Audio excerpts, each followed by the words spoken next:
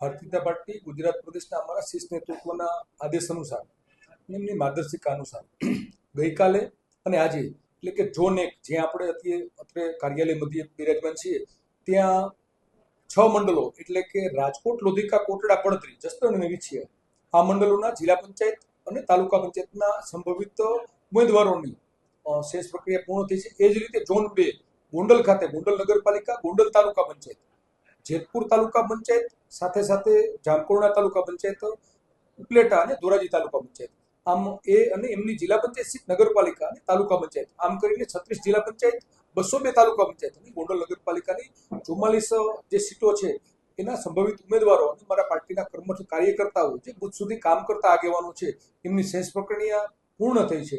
અને જે આજે રાજકોટ મધ્યનું જે અમારું આજનું ઝોન 1 છે એ પણ શેષ પ્રક્રિયા આજે પૂર્ણ થવાની છે। કેટલા દાવેદારો અત્યારે આવી રહ્યા છે અને કઈ રીતનો માહોલ છે? અંદાજિત જોઈએ તો બંને ઝોનમાં મળી અને 1500ની આસપાસનો કુલ આંકડો છે અને એક સીટમાં એવરેજ 7 થી 8 દાવેદારો છે દાવેદારી કરી રહ્યા છે।